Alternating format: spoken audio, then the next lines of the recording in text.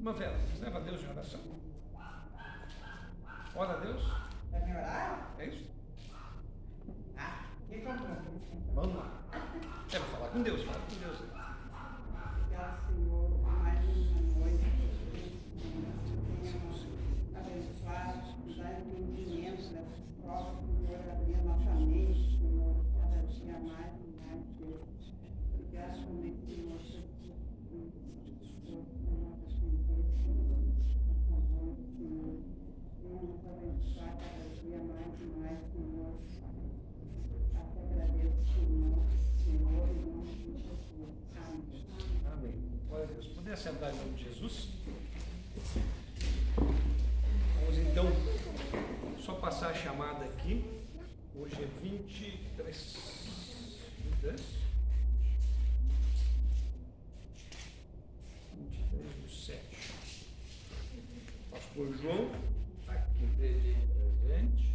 Pastor Edneia está presente. Jane presente. Ney está presente. Patrícia, ela está ali. A Patrícia Gabi também. A Vera Regina. Rosemary.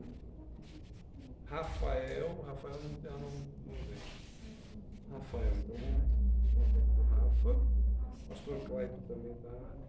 O Jacques está aí, presente. Jonas presente. O João Martins. Não, ele não vai vir. Justificou? Olha, ele está 4 dias, parece, mal lá e só mandou só para nós. Ah, show. Acabou de justificar, então. Está justificado. Justificado. Uma Rose está presente. Fábio está chegando daqui a pouco, né? Fábio, então vou deixar para botar depois aqui. Kathleen está lá. O Alisson também. Alessandra está lá atrás. Aqui. O André não veio, a Bruna não veio. Eu presente. A Brunara está presente. A mãe Graciela justificou. A Brunara também justificou. Ela justificou, mas veio. Veio. E o Arthur presente. Faltou alguém? Não chamei alguém? Não, chamei todos. Chamei todos. Depois nós vamos incluir aí o nome do Eduardo. Eu vou colocar aqui embaixo. Eduardo.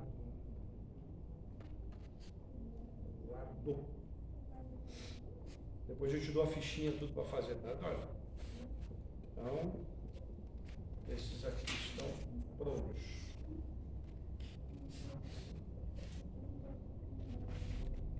Depois a gente passa a prova, o pessoal todo, para a gente ver como é que está, se está bem, se não está, se a primeira, depois as outras a gente vai apertando um pouquinho mais, tá?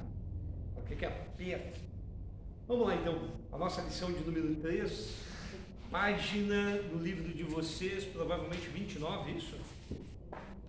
39. 39. 39? 39. A composição do homem, né? No livro antigo está na 29. Vamos lá então. Vamos ver se vai dar para passar aqui. Quem pode ler para nós ali o versículo inicial, o versículo chave aí, Gênesis 2:7. O Arthur aqui na frente vai ler. Arthur, pode ler.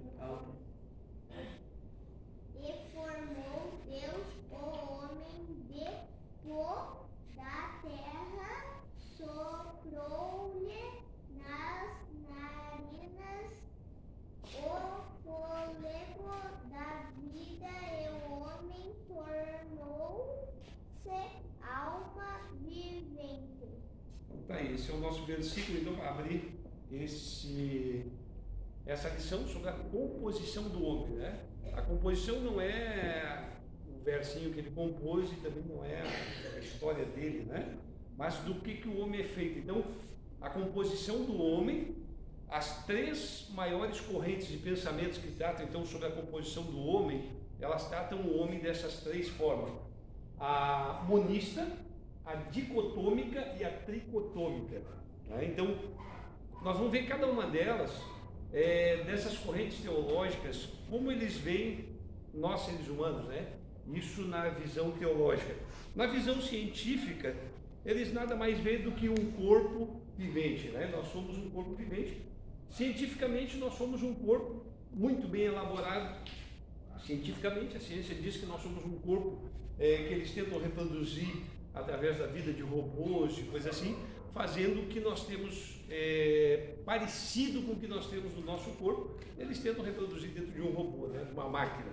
Então, eles conseguem fazer algumas coisas, mas aquela variação que o corpo humano tem, que são sensações, essas coisas todas boas que nós temos, a máquina nunca vai ter.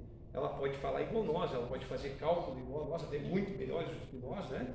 Ela pode ser muito precisa em colocar um parafuso numa máquina, parafusar com muita precisão, coisa que nós muitas vezes não faremos, porque a gente treme muito a mão, né? Então, a máquina pode essas coisas, mas nunca vai chegar no ponto de um ser humano, né? Das coisas que Deus fez no ser humano. Então, o monismo, que é a primeira corrente teológica que trata sobre o homem. O que o monismo fala a respeito do homem? O homem é formado de quê? Então, dentro desse pensamento, o ser humano ele é interpretado como corpo, simplesmente, somente corpo. Que é aquilo que nós falamos lá na primeira lição, junto com o William, quando ele falava dos gnósticos, daquele povo todo, que como eles pensavam de nós. Então, tinha uma corrente teológica que achava assim, não, Deus criou o homem, soltou o homem aqui embaixo e bolhufas, vamos só esperar para ver o que vai acontecer com ele. Então, essa corrente teológica pensa exatamente isso, nós somos corpo. Nós somos um corpo ambulante. No momento que nós morrermos, acabou tudo. Tudo que nós tínhamos, sonhos e tudo, ficou naquele corpo enterrado ali, foi para baixo da terra, acabou todas as coisas. Então eles pensam exatamente isso. Para o monista não existe estado entre a morte e a ressurreição, e tampouco ressurreição, visto que terminada a existência do corpo, nada mais resta. Então, esta é de todas a mais vazia e mais fraca das teorias, não merecendo sequer uma refutação. O que é uma refutação? Não merece sequer que a gente discuta sobre ela, porque não existe argumentos que possa debater com isso, porque visto por nós, cristãos e espíritas e outras tantas religiões que existem por aí, eles dizem que o homem não é somente um corpo, tem que ter alguma coisa a mais para poder mover essa matéria, né? Então o homem estuda muito esse tipo de coisa. Depois nós temos a segunda corrente, que é a dicotomia, né? Que trata o homem em duas partes somente, corpo e alma. Isso aí muitos já ouviram falar, alguns que não nasceram em lar cristão, não nasceram em lar evangélico, vamos dizer assim, mas nasceram em lar católico. Muitos tiveram essa coisa de corpo e alma, músicas por aí afora falam do homem corpo e alma, né? São duas coisas, corpo e alma. O corpo que vive aqui, a alma que vai ser julgada, somente isso. Mas nós vamos ver as refutações que existem sobre esse tema e o que apresenta a Bíblia para falar do homem, sendo duas partes somente, corpo e alma. Porque quando Deus diz lá no começo que nós vamos fazer o homem a imagem e semelhança nossa, a imagem e semelhança dele, né? Se nós somos a imagem e semelhança de Deus, nós fazemos aquela mentalização do que é Deus. Deus Pai, Deus Filho e Deus Espírito Santo. Deus tem corpo, e Ele teve corpo através de Jesus Cristo. Jesus Cristo foi o corpo de Deus. Jesus Cristo é o próprio Deus na terra. Ele veio em corpo e se mostrou em corpo para que nós víssemos Ele. Jesus Cristo vem e diz para nós, quem está vendo a mim, está vendo ao Pai. E quem quer ver o Pai, olha para mim. Vocês vão ver o Pai em mim.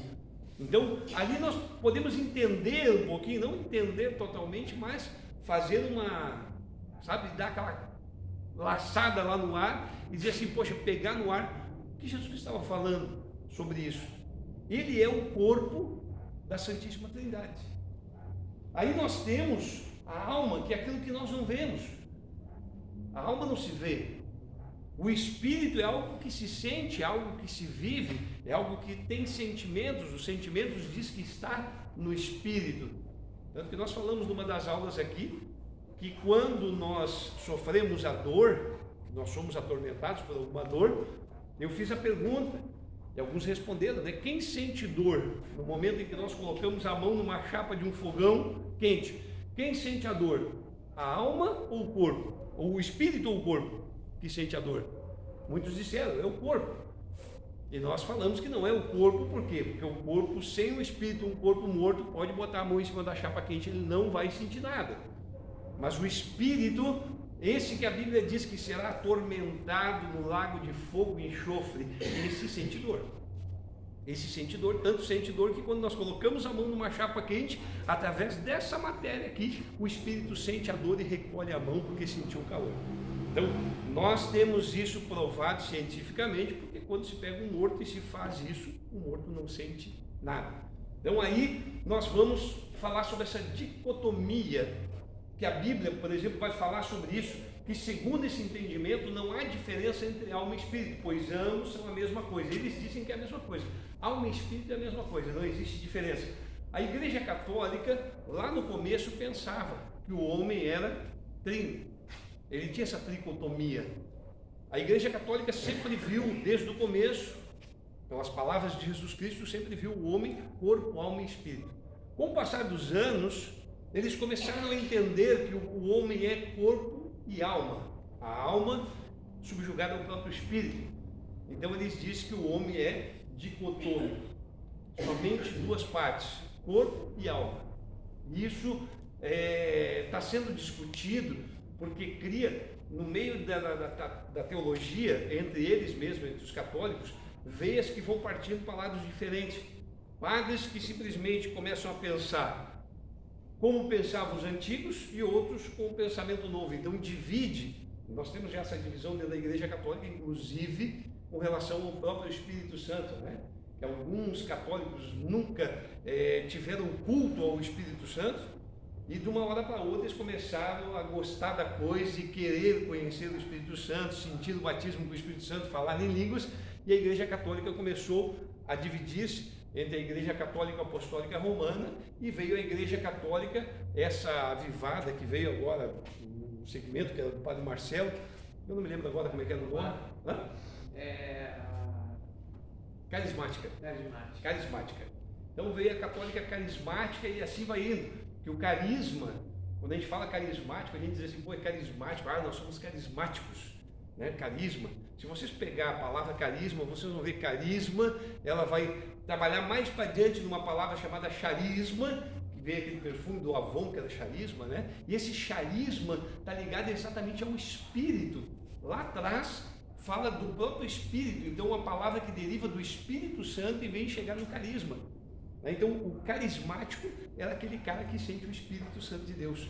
Então o carisma, a palavra carisma ou charisma, foi exatamente nessa linha que o católico seguiu agora, dizendo que ele é um carismático, ele é um cara que sente o Espírito Santo como nós sentimos nos nossos cultos. Então isso virou. Então segundo eles, nesse entendimento, alma e espírito são a mesma coisa, né? Quando Deus soprou no boneco de barro ali, que ele fez aquele boneco de barro, ele soprou o fôlego de vida, entrou nele a alma, somente a alma, não entrou mais nada, foi só o sopro da alma. Então não tinha outra coisa, era só aquilo ali. E isso foi, mais tarde, nós vamos ver aqui, a refutação. Por quê? Porque quando se fala corpo, alma e espírito, a própria Bíblia, por muitas passagens, o apóstolo Paulo fala que nós devemos nos entregar de corpo, alma e espírito. Mais tarde, a Bíblia fala dessa divisão da alma e do espírito, né? Que a palavra de Deus ela é como uma espada cortante, que ela é apta para discernir pensamentos, propósitos do coração, e ela vai lá na divisão de almas juntas e medulas, e é apta para... como é que ele diz? Que ela vai lá na divisão da alma, da junta e medula. Medula. Vamos ver aqui, então o que ele diz aqui sobre essa tricotomia, que fala exatamente sobre esse versículo, que a gente começa a ver aonde está essa divisão da alma e do espírito, né? Então, a refutação então da dicotomia está exatamente nisso. Quando Deus diz, façamos o homem à nossa imagem e semelhança, ele estava dizendo que o homem seria formado parecido com ele. Uma das características de Deus é que ele é trino, mas os três são um, que é o que nós falamos, né? Então, Deus Pai, Deus Espírito e o Deus Pai, Deus Filho e Deus Espírito. Um veio em carne, o outro continuou no céu e o outro apareceu como Espírito mesmo, que foi aquilo que foi visto lá por João Batista, né? No momento que ele estava batizando Jesus, corpo na água, alma falando no céu e o Espírito Santo descendo sobre ele em forma de pomba. Então, se nós formos feitos a imagem e semelhança de Deus, nós temos então esse corpo, temos alma e temos espírito, né? Assim, então, a coroa de sua criação não poderia ser diferente, mas também teria uma composição trina, na qual cada uma das partes ela tem um aspecto pessoal enquanto compõe um ser único. Agora, a tricotomia, né? Nós já falamos então ali, refutado então a dicotomia, falando agora do homem tricotômico ou tricotomia, que é o conceito então que concebe a formação do homem de uma forma trina, isto é, uma parte material, uma parte mortal, que é o corpo, e uma parte espiritual e imortal, subdividida em alma e espírito. De acordo com essa doutrina, os três, corpo, alma e espírito, se interrelacionam de forma espiral, ou seja, se completam mutuamente, né? Quer dizer, quando ele diz em forma espiral, quer dizer que ele se envolve as três partes em uma só, e você não consegue dividir ali, dizer, eu vou sair do corpo, o meu espírito, e fazer algo separado, né? O meu corpo vai fazer algo separado do espírito, o espírito separado do corpo. Ainda não temos isso, né? Não conseguimos ainda fazer isso, mas que será feito, isso vai ser, né? Até muitos estudiosos hoje, cientistas, eles tentam estudar aquele momento do sono, que até hoje ninguém conseguiu descobrir, clínicas de sono, terapia, não sei mais o que. Eles tentam descobrir o que acontece no momento que você está no sono, que há pessoas que dizem que você deita para dormir, o teu espírito sai do corpo, né, e é ligado por um cordão, que chama cordão dourado, cordão de osso, que chama, que diz que a gente se desprende do corpo por um determinado tempo durante aquele momento do sono, e no momento que somos acordados, muitas vezes aquele choque se dá porque o espírito volta para o corpo. Sei lá, isso são estudos que se fazem sobre essa relação do sono e do nosso espírito, né? Pessoas que já testemunharam, né, quem escutou o testemunho como é que é o nome daquele Giló, não, como é que era? Lá, o baiano, aquele que tinha acho que é Giló mesmo, que teve guardado na gaveta durante 3 dias no necrotério, e ele estava do lado de fora, ele conseguia ver os homens puxando a gaveta e dizendo que nós vamos fazer com esse corpo agora. Assim, ainda sentimos que ele tem alguma coisa, né? Parece que ele está vivo ainda, mas ele estava do lado de fora vendo o corpo dele dentro da gaveta. Ele sentia frio, mas não conseguia reagir, não conseguia falar. E os caras tentando, dizendo, não, cara, deixa morrer, porque isso aí é bandido. Isso é bandido. E ele ouvia as pessoas falando isso dele. E ele estava do lado de fora do corpo. Então, existem testemunhos tremendos sobre isso, né, de pessoas que já se viram do lado de fora do seu corpo, né, olhando o seu corpo ali no chão. Então, nós conseguimos notar que realmente nós temos essa parte divina, que é essa separação nossa de corpo, alma e espírito. Então lá, de acordo com essa doutrina, os três, corpo, alma e espírito, se interligam então dessa forma. E eis o que nos diferencia então fundamentalmente das criaturas dicotômicas, no caso os animais, né? Que os animais eles são dicotômicos, que é corpo e alma, né? São um ser de corpo e alma. Também há dentro da própria ciência aquilo que diga que os animais têm intelecto, né?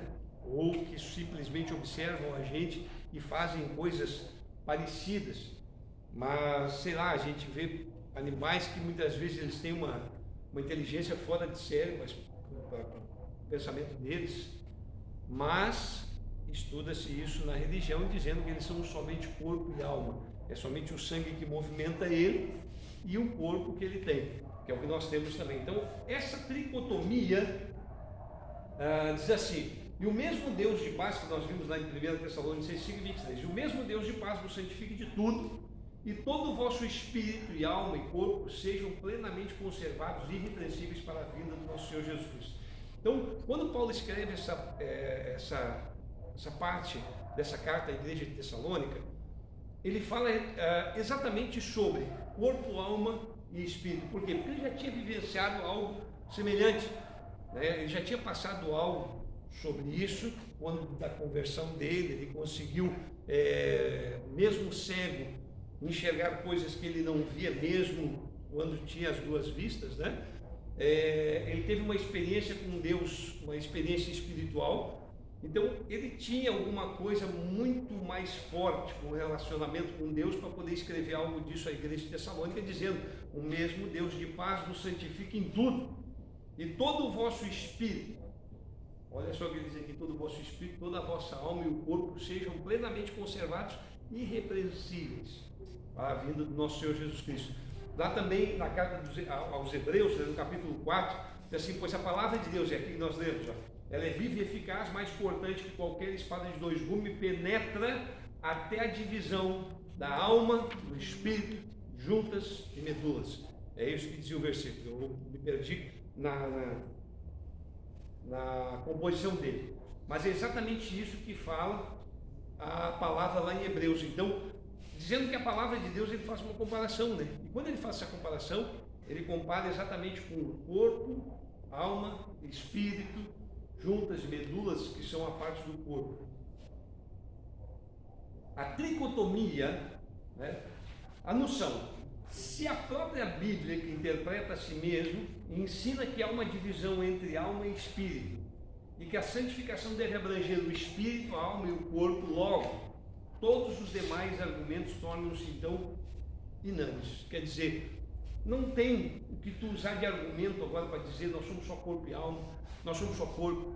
Se a própria Bíblia ela revela isso, dizendo para nós que nós somos corpo, alma e espírito, nós não temos mais nada para refutar a Bíblia, a não ser pela própria Bíblia. Se a Bíblia diz isso, nós não temos como contrariar, né? Sendo o homem então um espírito, ele é capaz de ter conhecimento de Deus e comunhão com Ele. Sendo alma, ele tem conhecimento de si próprio. E sendo corpo, tem através dos sentidos o conhecimento do mundo. Quando se fala lá, nós vamos ver Paulo falando a respeito do sangue, dizendo que a nossa alma está no sangue, né? A alma dos animais encontra-se no sangue. Tanto que ele diz que quando matasse um animal, que deveria degolar o animal para que a alma voltasse para a terra, né? Então, a alma no sangue.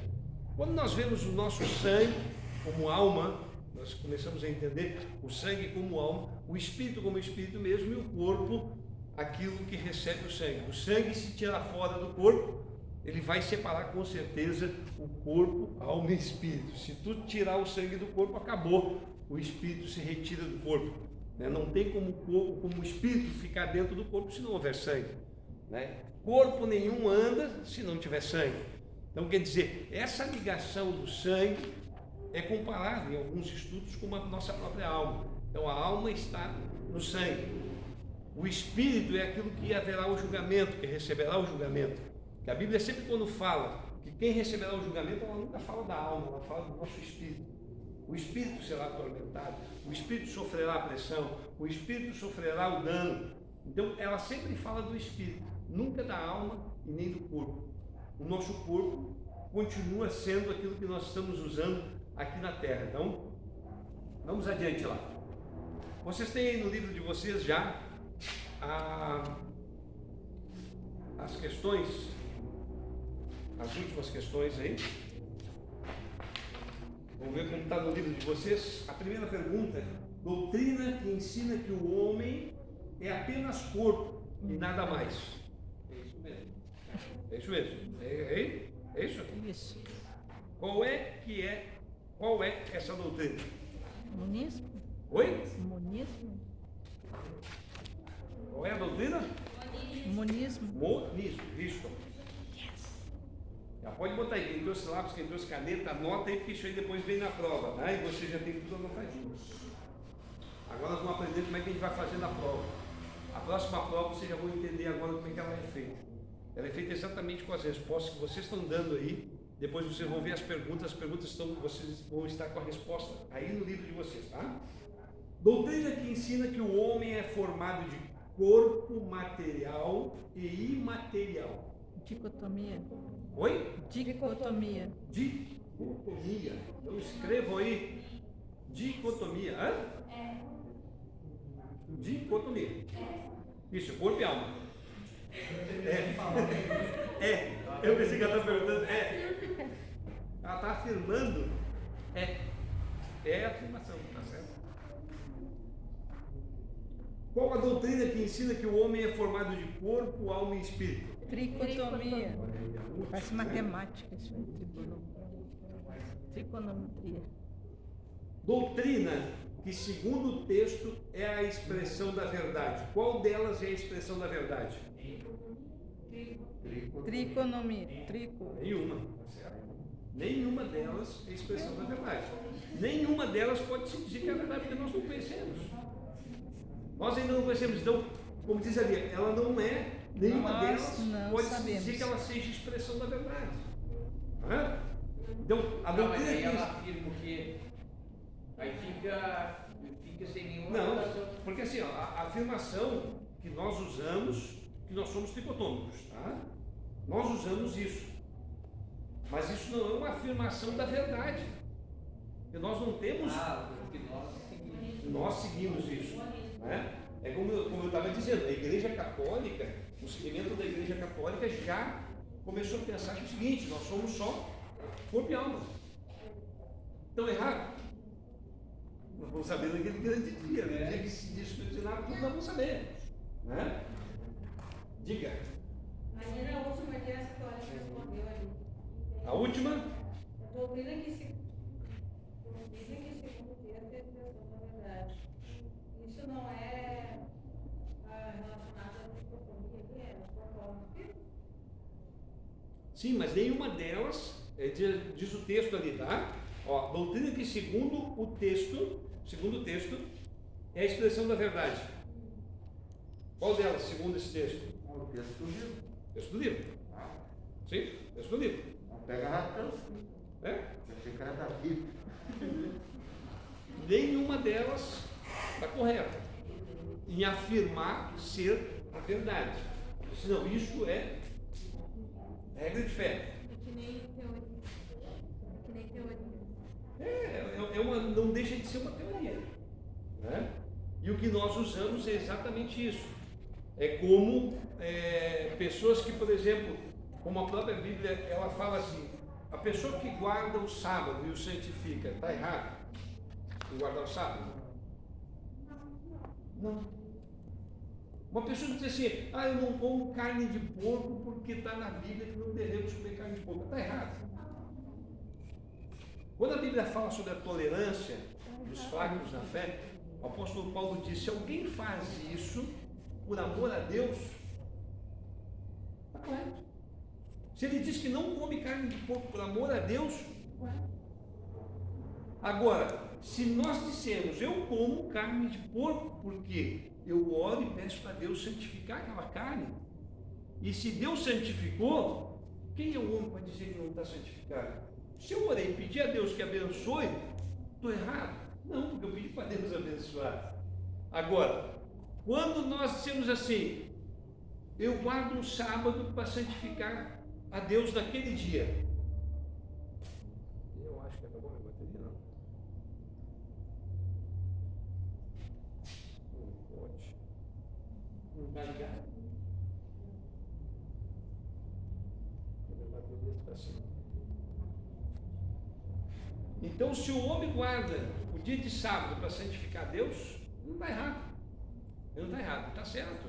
Ele tirou um dia para deixar aquele dia para abençoar a vida dele, para orar a Deus, para pedir a Deus. Agora, aquele que todos os dias ele abençoa a vida dele vindo na igreja, que ele guarda os mandamentos todos os dias, que todos os dias ele faz aquele culto de adoração a Deus, ele vem na terça, ele vem na quinta, ele vem no sábado, ele vem no domingo. Todos os dias ele vem na igreja e santifica aqueles dias para Deus. Está errado? Não. Vocês querem ver agora? A bateria está fraquinha.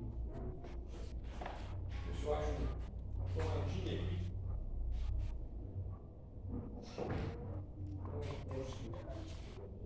Esqueci de trazer minha. Tem extensão. Não tem. Não tem extensão? É só botar aqui, não já.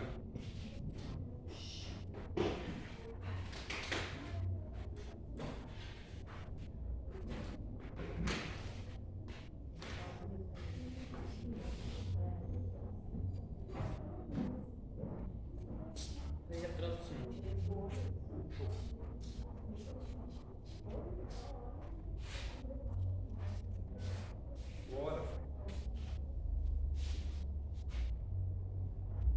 Quem trouxe a Bíblia em Romanos 14, 16? Romanos, capítulo 14, versículo 16. Romanos 14 e 16. Quem achou aí, poder ler? Romanos 14, versículo 16. A partir do versículo 16. A partir do versículo 16.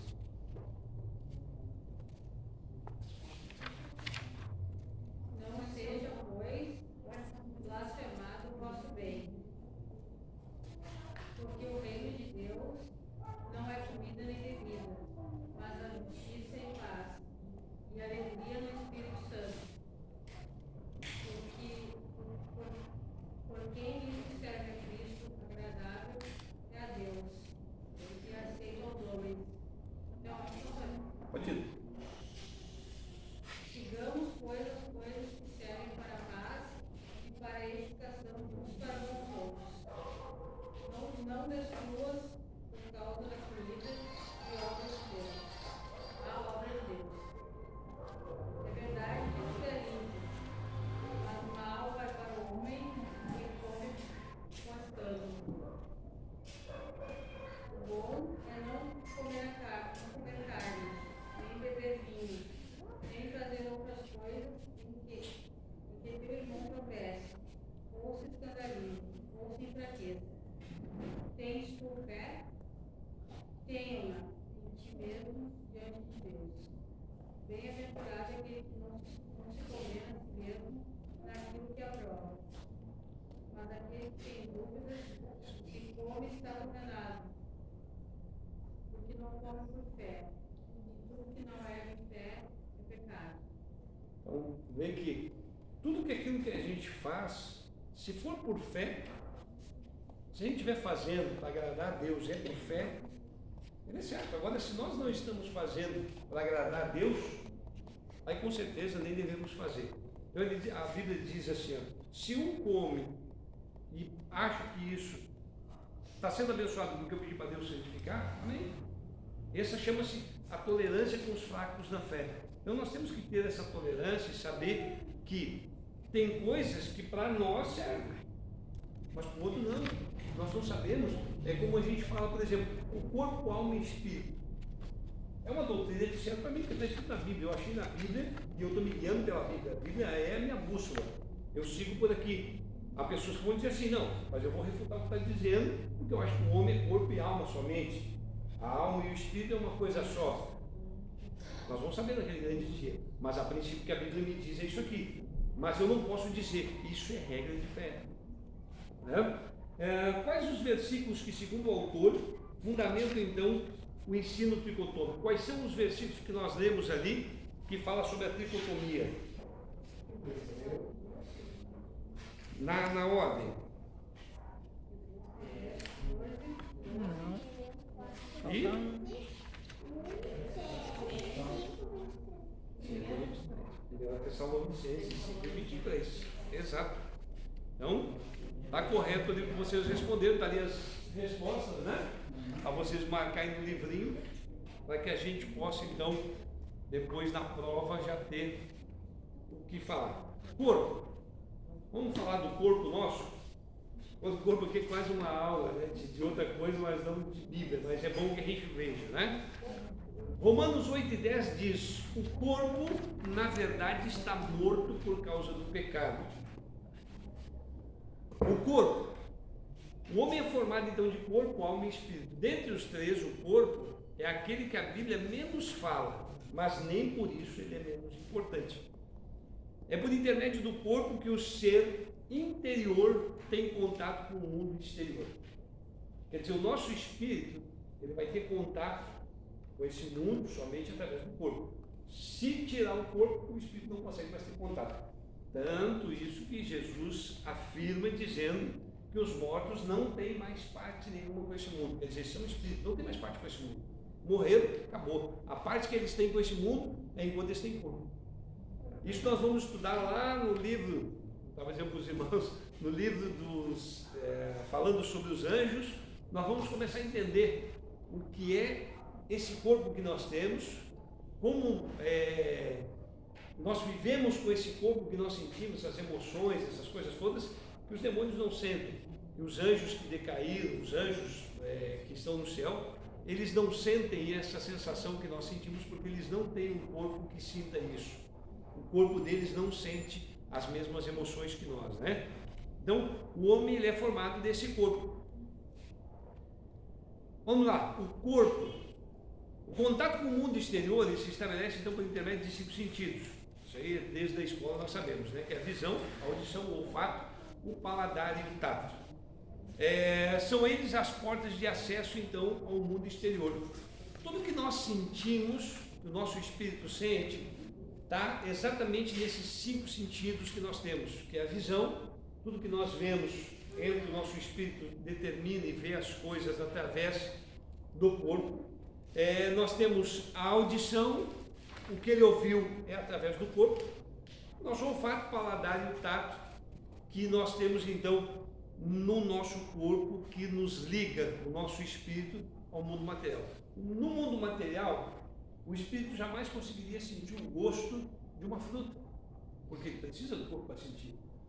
As sensações, os sentidos estão no corpo e não no espírito. Se estão no corpo, ele precisa do corpo para sentir que gosto tem uma fruta, que gosto tem alguma coisa que ele está provando. Ele precisa exatamente desse corpo para poder sentir, e esse corpo então é a ligação que ele tem com o mundo material, né? O corpo como morada. O corpo, acima de tudo, ele é uma casa, uma morada para o espírito e para a alma, para que elas habitem no mesmo lugar. O apóstolo Paulo chamou esse nosso corpo de casa.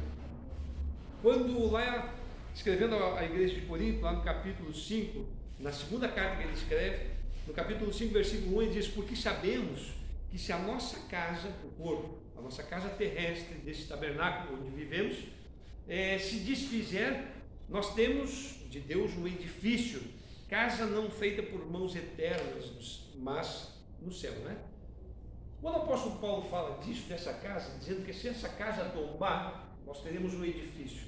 Quer dizer, o que o apóstolo Paulo está fazendo uma comparação do nosso corpo? Quer dizer, o nosso corpo que nós ganhamos aqui é uma casa. Aí ele vai dizer assim, lá no céu nós teremos o quê? Um edifício feito por Deus. O que seria essa comparação que o apóstolo Paulo faz a respeito desse corpo nosso? Quer dizer, o nosso corpo, comparado com uma casa, um edifício é muito maior que uma casa.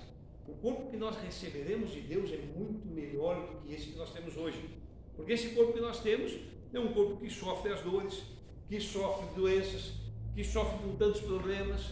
E quando nós partirmos dessa e chegarmos lá em cima com Deus e recebermos um corpo que Ele tem para nós, será o corpo glorificado, esse edifício, que ele diz, quer dizer, vai ser muito maior que uma casinha, né? Vai ser um palacete, a nossa casa eterna, a nossa morada eterna, aonde nós viveremos eternamente. Então esse corpo é exatamente isso. Como morada da alma ainda, o propósito primeiro de Deus, ao ter criado o corpo, era para que esse fosse morada, então, dessa alma, né?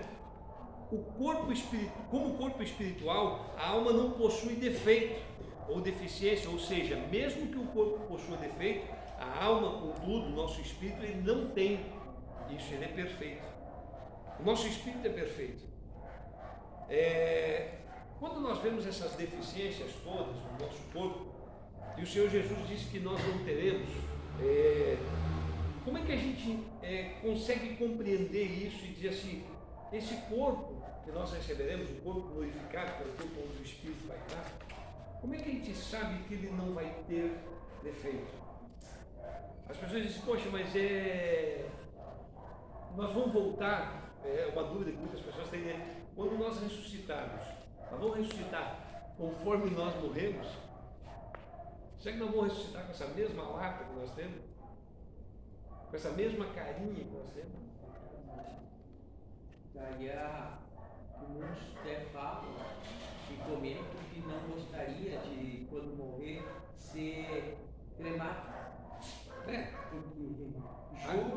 Julgo que vou voltar do mesmo jeito. Quem é que quer voltar com esse corpinho que tem? Ninguém. Ninguém. Né? De pensar que eu vou ter um corpinho perfeitinho, eu vou querer esse corpinho barrigudo. Não quero mais. Por isso que eu não me preocupo em comer carne hoje. Né? Comer carne, comer churrasco. Né? Não me preocupo, vou ver um corpo novo. Nós vamos ver mais adiante. Meu marido preferiu não conseguir responder. Quando Jesus foi ressuscitado, né, foram das dele, e não encontraram o corpo. Uhum. Aí eu disse assim, também, se ele era corpo, por que não encontraram o corpo? Vamos lá agora nessa. Quando ele ressuscitou, que nós vamos falar exatamente isso agora. Esse corpo, o que nos traz realmente uma reflexão de que nós receberemos um corpo glorificado, um corpo diferente desse? Quando Jesus ressuscita, quando ele ressuscitou, ele tinha um corpo. O corpo dele estava machucado, o corpo dele estava dilacerado, o corpo dele estava todo estraçalhado, já tinha assim, batido, judiado. Em 3 dias nenhum corpo se refaz por completo. Como nós vamos entender agora a questão do corpo glorificado, o corpo perfeito, o corpo sem marca, sem nada? Ele caminha junto com os discípulos e os discípulos não conseguem ver quem era, porque ele estava perfeito. Ele caminhou com eles, o corpo continuava ali. O corpo caminhou durante 40 dias nessa terra. Durante 40 dias ele caminhou com aquele corpo glorificado. Tanto que, na hora que ele aparece para os discípulos que andavam com ele, Tomé chegou e disse assim: não, se eu não tocar no teu lado, eu não acredito que seja tu. Tamanho era o que eles deveriam estar vendo. A grandiosidade do que eles estavam vendo ali, de algo perfeito. Era diferente do Jesus que caminhou com eles, porque era perfeito. Ele não tinha mancha, não tinha mais nada. Então, quando nós pensamos no que nós vamos receber, do corpo que nós vamos receber, com certeza é algo totalmente diferente disso que nós temos hoje. Um corpo que não vai usar óculos, um corpo que não vai ter problema no nariz para poder corrigir, porque o nariz é torto, né? As meninas vão achar que aquele narizinho que elas têm, aquela bochechinha que sai aqui, que queriam ter o beijo mais puxado, agora faz não sei o que, implante facial. Não precisa mais nada, o corpo é perfeito, não tem nada que diga assim, isso aqui é errado, é perfeitinho. Tanto que ninguém conheceu Jesus, só conheceram pelas coisas que ele fazia. Os discípulos, aqueles que caminhavam no caminho de Emaús, só foram descobrir quando ele pegou o pão, partiu na frente deles e começou a dar graça pelo pão. Aí ele disse assim, Jesus, ninguém fazia disso. Aí ele desapareceu. Naquele momento ele desapareceu. Né? E diz que não vai ter casamento, não vai ser dado para casamento. Por quê? Ele falou de casamento de novo. Não vai ter mais cumprimento. Mas o que? De novo. Mais uma semana sem comida. Mais uma semana sem marmita. Não vai ter. Chegou hoje, tá, pastor? Ele chegou hoje.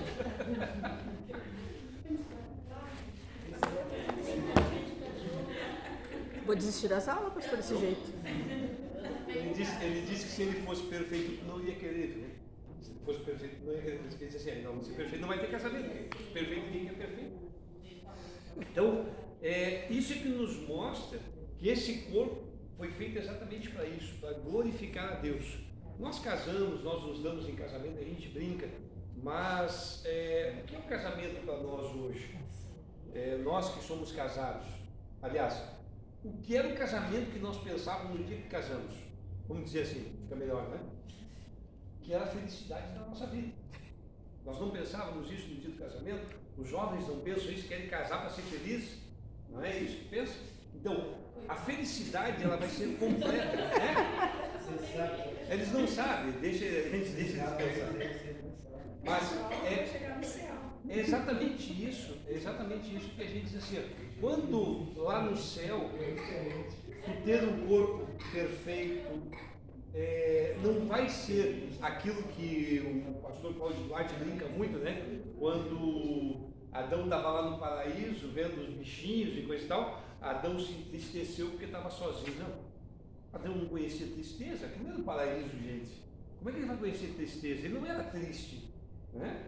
Ele estava no paraíso. No paraíso não existia tristeza. Para onde nós vamos, a Bíblia diz que toda lágrima do nosso olho será enxugada, não haverá mais choro. Né? Lá não haverá mais choro, não haverá mais nada. Além do Rio Azul, lá não tem mais nada. Então, quer dizer, se não vai ter mais isso, a gente imagina que casamentos, essas coisas todas que hoje para nós é motivo de felicidade na Terra, não vai necessitar disso.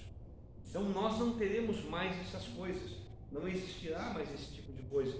Nós entenderemos, sei lá, a gente tenta fazer hoje uma analogia, sei lá, inventar alguma coisa para imaginar como será lá em cima. Será que nós vamos descobrir que somos todos irmãos de fato? Que Jesus disse assim, vocês são irmãos, gente. E vamos descobrir que nós somos tudo irmãos mesmo. Nós éramos tudo irmãos, sabe? Que olha lá meus filhos que eu fiz aqui, que lá em cima eram todos meus irmãos que vieram para a terra para me aprender a amar eles como meus filhos, né? Então, aquele que estava na rua lá, um mendigo, também era meu irmão. Eu tinha que aprender a amar ele, não conseguia amar tanto quanto eu amei meus filhos que vieram, né? Sei lá, vai descortinar algo muito bacana. Nós vamos ver que tremendo que é o que Deus preparou para nós. Então nós temos que entender, quando Jesus disse assim, nós temos que amar a todos de igual, né? Para nós conseguir compreender o que vai ser lá em cima. Então, esse corpo que Deus nos deu para que a gente aprendesse a ter um sentimento que os anjos não têm, gente. Os anjos não têm esse sentimento que nós temos. Esse sentimento de amar um do outro, de gostar de um, de querer casar, esse sentimento de querer ter um filho. Os anjos não têm isso. Os anjos não sentem isso, por quê? Porque eles são perfeitos. Eles foram criados já perfeitos. Jesus falou, né? Que nós seríamos como anjos. Como é que é? Jesus falou que nós seríamos como anjos. E eu imagino, digo eu e não a Bíblia agora, né? Que aquela terça parte dos anjos que foram decaídos, que foram feitos para adorar a Deus, nós vamos entender isso. Eu falava com o Jonas, que quando ele esteve ali em casa, em 2 minutos a gente conseguiu falar lá.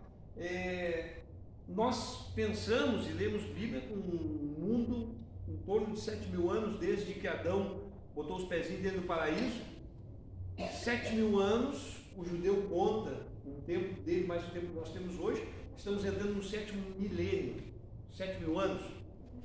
Mas da onde tem esses milhões de anos, esses ossos que se encontram aí? Aonde estão os dinossauros que a Bíblia não fala? Era aqueles bilhões de anos, em alguns vestígios que a nossa Terra tem bilhões e bilhões de anos. Aonde estão isso? Aonde estão essas coisas? Né? Então a gente vai começar a entender que tudo isso que nós vivemos hoje aqui, quando Deus nos preparou, Ele já nos preparou porque aquelas coisas aconteceram há bilhões de anos no céu. Os anjos foram decaídos antes de nós chegar aqui nessa terra. Os demônios já tinham vindo para cá. Essa terra já estava vazia, sem forma. Provavelmente quando os demônios vieram para cá, destruíram a primeira terra original, onde tinha dinossauros, sei lá. A gente não sabe, nós entendemos de Adão para cá, né? Eu também não estou preocupado em entender onde é que estão os dinossauros, não. É porque se estivessem aqui, nós não estávamos hoje congregando, né? Nós não tínhamos aula hoje. Então, está se cuidando dos dinossauros. Para mim, já o que tem na rua já está o suficiente. Então, dinossauro não precisa saber. É coisa demais. Então, quando a gente imagina essas coisas, nós temos assim, poxa, milhões de anos antes, o demônio, os anjos deles já estavam aqui. Então Deus disse assim, poxa, eu vou fazer agora um ser para colocar no lugar desses anjos que caíram. Eu vou fazer um ser parecido comigo. Criou o homem, a imagem e semelhança dele, pensante, um ser pensante. Quando nós caímos, lá no passado, quando Adão caiu, que ele traça um plano de salvação que já havia, diz a Bíblia que já havia esse plano bem antes de nós ter vindo para cá, que Deus já sabia que o homem chegaria a esse ponto. Quando nós somos trabalhados dessa forma, nós entendemos que nós, eu penso hoje, né, que nós comporíamos aquela terça parte dos anjos que decaíram, porque nós fomos feitos para adorar a Deus. Nós somos criaturas feitas para adorar a Deus. Então, se falta uma terça parte dos anjos que foi lançado, provavelmente nós estamos nos preparando para ser esses anjos que vão adorar a Deus. Eu digo e não a Bíblia, eu não sei. Na Bíblia, de repente, alguém vai achar isso aí, né? É nele, é nesse corpo que a alma vai abrigar-se e permanecer até que a morte venha sobre o corpo e o separe. Então, essa morada lá na página 52, é 52 agora? Hã? 52? Morada da alma? Não, morada do Espírito Santo. Aqui, morada da alma, sabendo que brevemente irei lá. Ali está aparecendo 52, mas é o slide 52, gente. Eu estou sem o livro original aqui. Tá. Morada da alma, então. Sabendo que brevemente irei deixar este tabernáculo. 1 Pedro 1,14. Quando o corpo morre, a alma deixa de ter relação com o mundo natural. Os elos que estão, então, que ligados, que uniram, eles são quebrados. Imediatamente a alma abandona a sua morada e passa a relacionar-se somente com o mundo espiritual. É inútil, portanto, então orar ou ministrar sobre aquele que já morreu. Aqui o autor, quando fala sobre aquele que já morreu, ministrar, é quando aquele que realmente já morreu, viu, gente? Não é aquele que, por exemplo, estava como Lázaro lá morto há 4 dias, mas Jesus foi lá com uma ordem expressa para que ele ressuscitasse.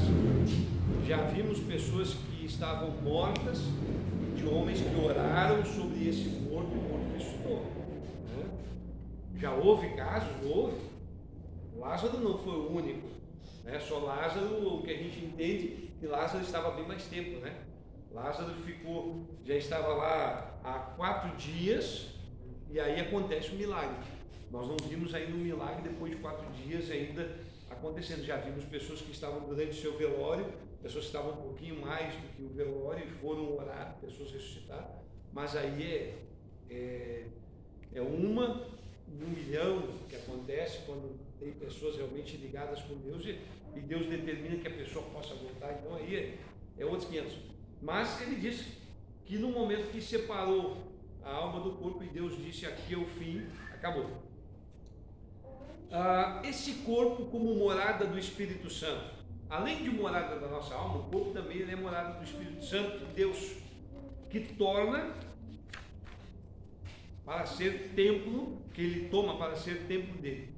Lá em 1 Coríntios 6,19 diz: acaso vocês não sabeis que o vosso corpo é santuário do Espírito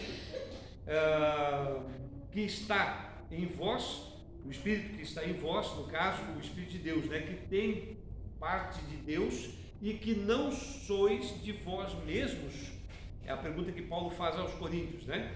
Como morada do Espírito, então, as nossas responsabilidades para com o corpo, diante de Deus e do Espírito Santo, a santificação do corpo, que é a condição que o Espírito Santo habite em nós, que nós venhamos, então, a santificar. Para que o Espírito Santo use o nosso corpo como morada dele, nós temos que santificar. O que é santificar agora? Quando nós perguntamos à classe o que é santificação do nosso corpo, nós falamos em algumas aulas atrás o que era a santificação. Deus é santo. Deus é o quê? Quando se fala em santo, santo significa o quê? Santo separado. Santo separado. Santificado? Separado. Então, se tu está te santificando para Deus, você está se separando do mundo para Deus. Então, esse processo de santificação é um processo de separação constante. Quando se fala assim, eu quero me santificar, eu quero me separar. Não é separar da mulher, mas eu quero me santificar da minha esposa. Aí o pastor diz que santificar é separar. Andar separado do mundo. A santificação é a separação do pecado. É nós nos separarmos do pecado. Então, quando nós abrimos mão de coisas que nós temos, por exemplo, nesse mundo, nós temos coisas, por exemplo, na terra que nós amamos, nós gostamos muito, e aí quando nós nos convertemos, nós abrimos mão dessas coisas, nós começamos a nos santificar. a nos separar, nós começamos a andar separados, né? Nos separando desse mundo para viver para Deus. Então nós estamos nos santificando. Então a santificação do corpo ela é necessária, ela é uma condição para que o Espírito Santo habite.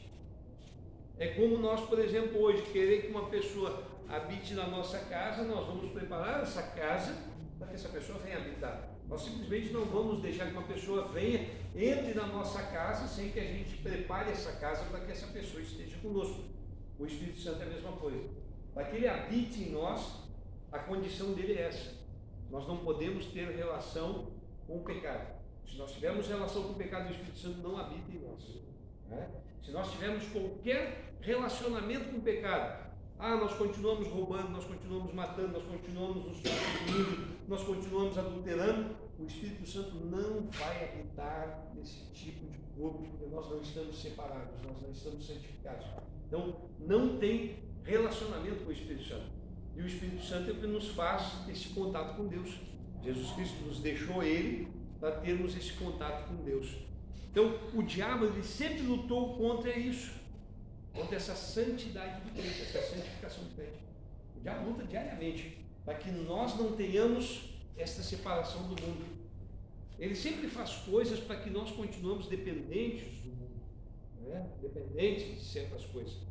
Muitas vezes hoje, por exemplo, nós temos não só jovens, mas nós temos hoje adultos, obreiros, mulheres obreiras, que hoje estão tendo algo muito mais forte, e hoje a gente bate muito mais de frente com relação a isso, quando nós temos na nossa mão um instrumento de porta aberta. Quer dizer, isso aqui, alguns anos atrás, nós olhávamos filmes de Volta para o Futuro, e nós vimos aquele velhinho com o seu companheiro, que abriu uma porta no tempo e voltava no tempo.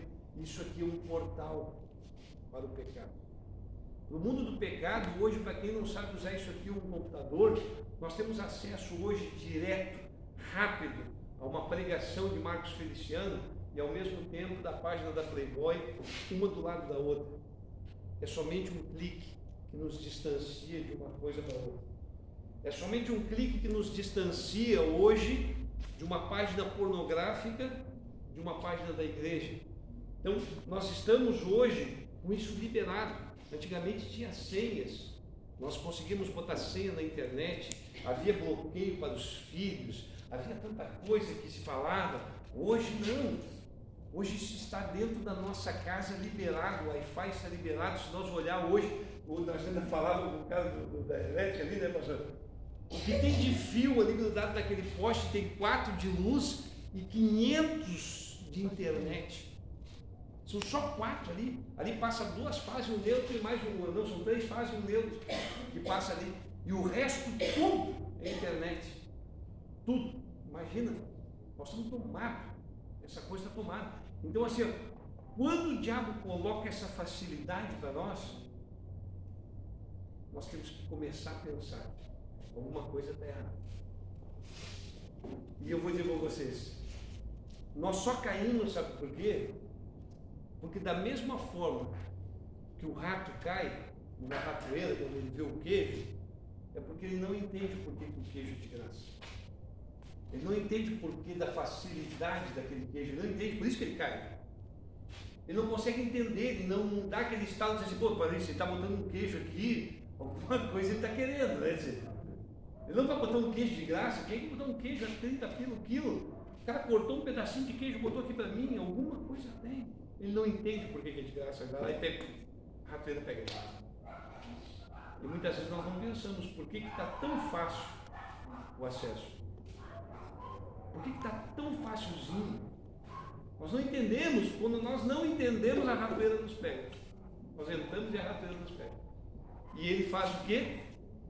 Com que o Espírito Santo não habite em nós. Aí nós viemos para a igreja e aí nós vimos muitas vezes um culto, parece assim um culto daquela carroça que bate, tu olha assim, um banco de lata vazio, não tem nada dentro, é só barulho, só lata batendo, não tem Espírito Santo, só o nosso Espírito não é capaz de fazer nada. Se nós não cedermos a nossa casa, nós não convidarmos o Espírito Santo para morar dentro. Agora, aquele cara que é cheio do Espírito Santo de Deus, aquele cara que é morada do Espírito, aquele cara que é cheio do Espírito Santo de Deus, quando ele entra na igreja, nós notamos a diferença. Nós notamos a diferença porque ele chega e ordena. Ele não chega pedindo para o diabo licença, não. Ele chega e ordena, sai, o diabo tem que sair. Ele não fica lutando com o diabo, ele não fica segurando o diabo pelas goelas, ele não segura o diabo pelos braços, ele não bota algema em braço de diabo nenhum. Ele ordena e o diabo tem que sair, porque ali é casa do Espírito Santo. Esse corpo foi feito para isso. Deus disse, separa esse corpo e o Espírito vai habitar. Limpa esse corpo e o Espírito habita. Consagra ele e o Espírito vai estar habitando. Então, isso é coisa para a gente pensar bastante. Então, o diabo ele luta diariamente para que a gente não consiga deixar a casa limpa para o Espírito Santo. Ele põe o queijo e nós não entendemos por que é de graça. Nós não entendemos por que dessa facilidade toda e muitas vezes nós caímos, né? Nos tempos bíblicos, então, o gnosticismo ele foi usado fortemente contra a igreja. Por esse motivo, nós vimos então 7 livros no Novo Testamento escritos para combater então a heresia do gnosticismo, né? O gnóstico é aquilo que nós falamos. O gnóstico é aquele que acha que simplesmente Deus largou o homem, a Deus dará aqui embaixo, aconteça o que acontecer, problema dele. O gnosticismo, então, ele ensinava que o corpo é o princípio de todo mal e o espírito está aprisionado nele. Assim, para alguém libertar do espírito, a pessoa deveria então cooperar para a matéria ser destruída por meio de uma verdadeira agressão do pecado contra o corpo. Olha o que é. Eles achavam assim, nós estamos lutando sozinhos aqui embaixo, né? O gnosticismo achava exatamente isso, nós estamos lutando sozinhos. É uma luta nossa contra o pecado e nós temos que simplesmente deixar que o pecado tome conta, porque essa matéria precisa ser destruída, né? Só que quando nós falamos em destruir a nossa natureza humana, nós não podemos destruir o corpo humano. O corpo humano é templo e morada do Espírito Santo. Alguns anos atrás, alguns que congregaram nas nossas igrejas, ouviam muito, quando a gente vinha do jejum, a pessoa dizia assim, hoje eu vou matar a carne. Quantos já ouviram essa expressão, matar a carne? Então, leva essa carne para matar a carne lá na igreja, para matar essa carne. Todo mundo achava que era o corpo, então disse, não vou dar comida para o corpo até que o corpo morra de fome. Mas se o corpo morrer de fome, o Espírito Santo não habita mais, não é? Mas matar a natureza carnal, a natureza adâmica, a natureza pecaminosa, aquela natureza que gosta do pecado, essa sim tem que morrer, a natureza humana, e não a nossa carne. E se nós matarmos a nossa carne, nós vamos perder tudo. Então, quando nós matamos a nossa natureza, o que a nossa natureza carnal gosta? A minha natureza carnal, se eu deixasse ela livre, hoje em vez de água eu estava tomando cerveja e dando aula para vocês. A carne gostaria disso. A minha natureza carnal gostava disso. E o que eu fiz? Eu disse, não, vai passar fome. A minha natureza carnal gostava de fumar. Eu fumava porque gostava. Eu era apaixonado por andar com cigarro por dentro dos dedos, achava o maior charme do mundo. Achava bonito. Um besta palhaço que quase dando um câncer no pulmão por causa de cigarro, e eu achava bonito. Charmoso andar fumando. A minha natureza carnal gostava disso. Aquela natureza humana que gostava de fazer firula para os outros, gostava de fumar. Essa natureza tinha que morrer. E essa natureza morreu. Hoje eu não sinto mais nada pelo cigarro, graças a Deus, né? Não digo mesmo pela cerveja, que me dava vontade de tomar o tempo inteiro. Eu pensei, eu tenho que lutar contra a carne, voltar. Alguém se assemelhou com o pensamento. Mas foi a coisa mais difícil para mim, foi largar tal cerveja, porque a minha carne gostava muito disso. Assim então, alguém libertar o espírito, a pessoa deveria cooperar então para que essa matéria fosse destruída por meio então de uma verdadeira agressão do pecado contra o corpo, deixando que isso acontecesse, né? Achando que nós estamos à deriva mesmo, então não tem por que fazer alguma coisa, deixa que o pecado tome conta. Portanto, não haveria então necessidade de guardar-se ou santificar-se, pois o corpo deveria ser destruído mesmo. que é aquilo que nós chamamos, vamos destruir o corpo, né?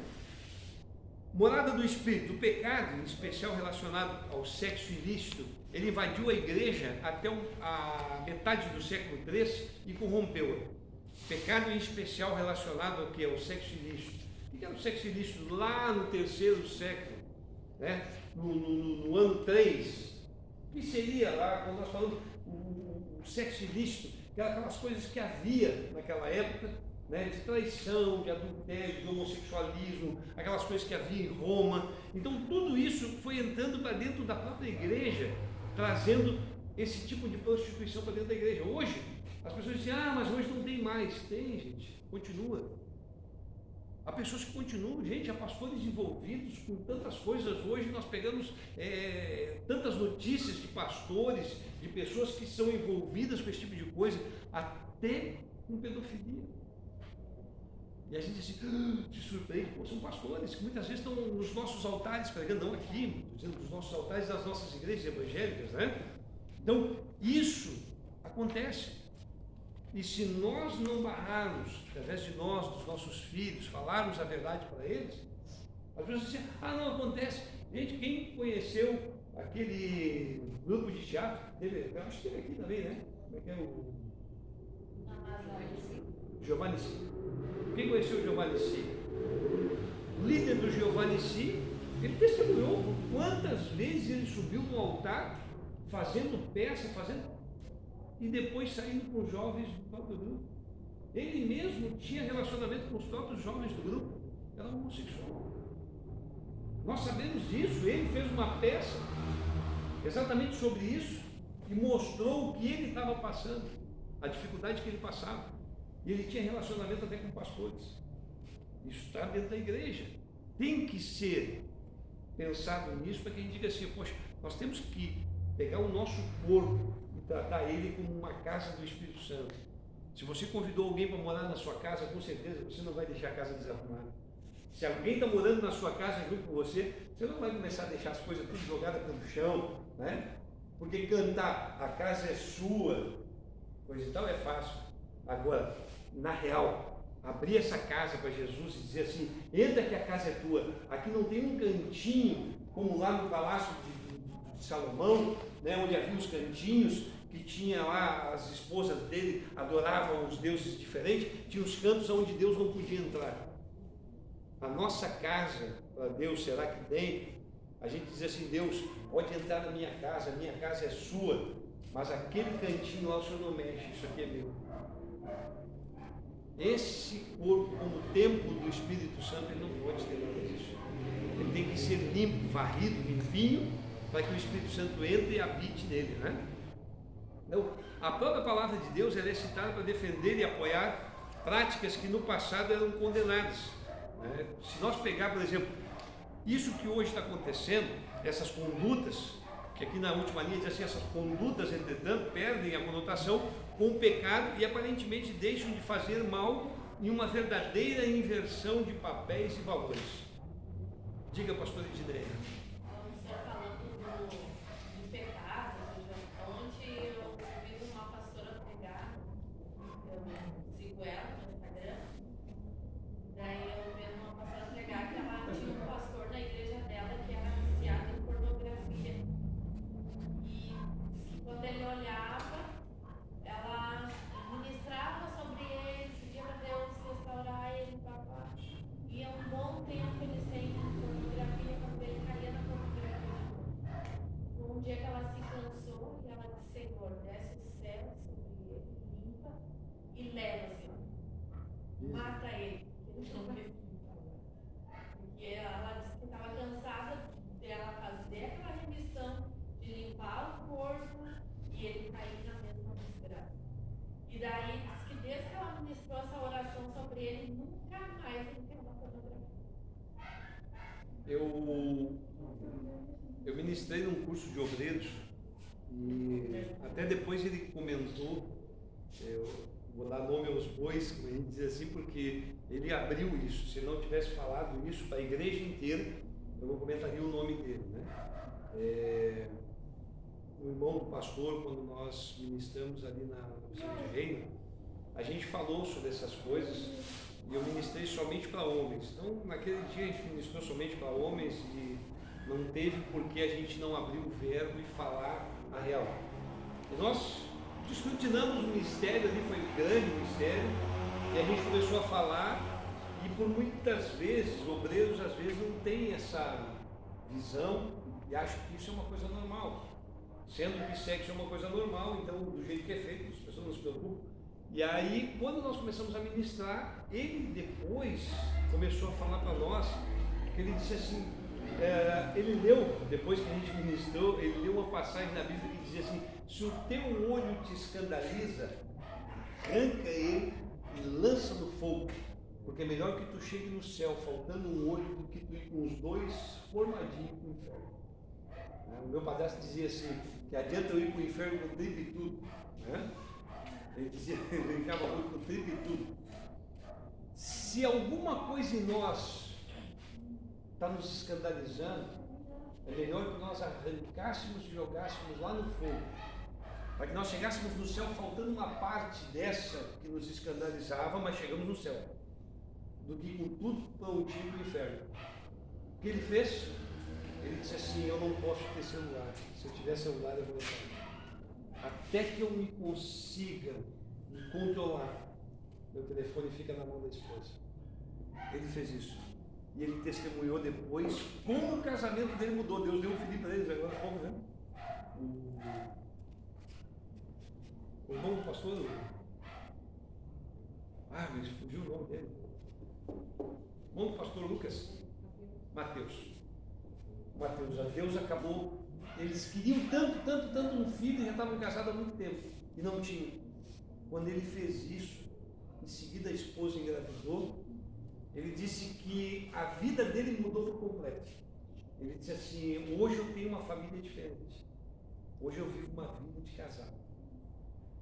Então são coisas que, por exemplo, a gente não imagina que esse corpício que Deus nos deu, embora seja ele barrigudo, embora seja ele careca, embora seja ele beiçudo, embora seja ele preto, branco, amarelo, azul, vermelho, não interessa, ele é morada do Espírito Santo de Deus. E nós temos que cuidar bem.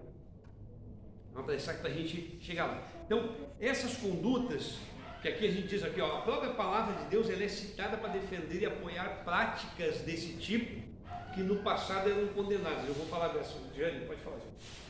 Perguntou? A gente já levanta a mesa.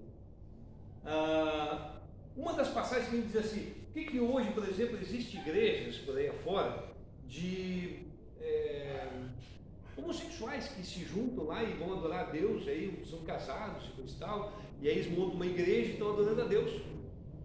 E eles usam a palavra de Deus para se defender. E nós falamos aqui naquele junto com o pastor e o Fábio, a questão de tu pegar um texto isolado da Bíblia e tirar ele do contexto.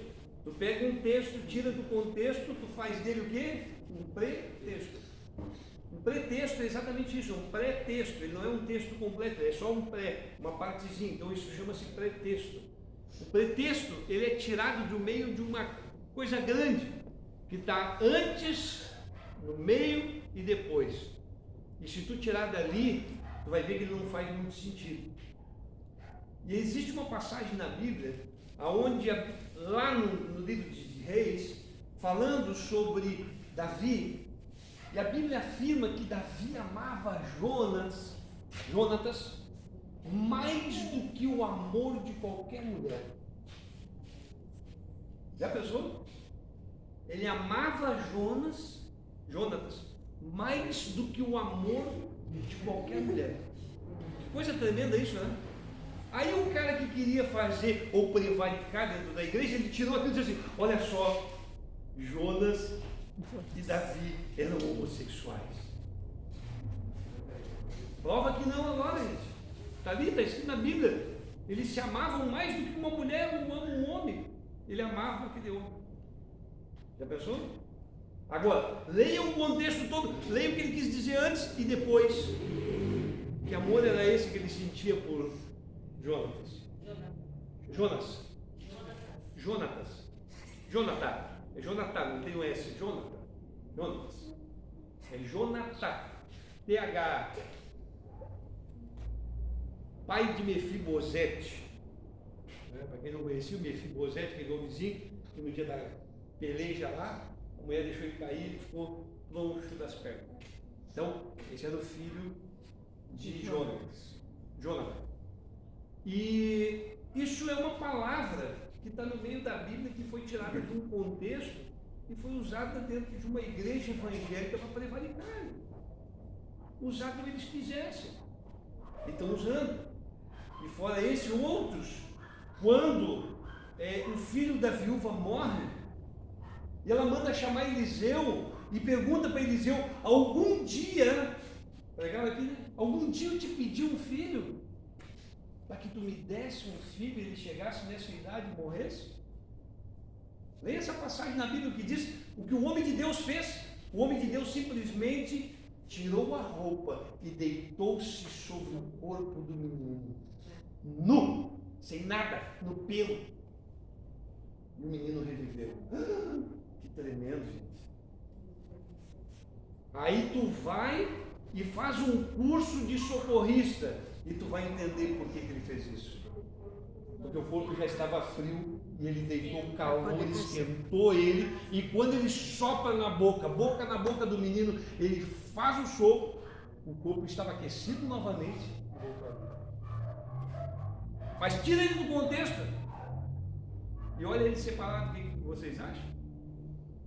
Então, isso são coisas que a nossa natureza humana, ela busca esse tipo de coisa, ela quer esse tipo de coisa, ela quer achar na Bíblia escape para os seus pecados, para dizer assim: não, está escrito na Bíblia, eu posso entrar aqui nesse negócio da internet, não tem problema nenhum, né? Todas as coisas me são lícitas, mas depois ele diz: nem todas te convêm. Tem coisa que não te convém, pode ser lícito, é lícito, tu paga a internet, a internet está liberada, não tem senha, não tem nada, é liberado, não é? Não está liberado? É lícito. Convém? Não convém. Vamos adiante. Estamos terminando já. Morada do Espírito Santo ainda. Todavia a palavra de Deus, ela não mudou. Ela permanece a mesma, apontando o pecado, condenando o pecado, avisando ameaçadoramente que sem santificação ninguém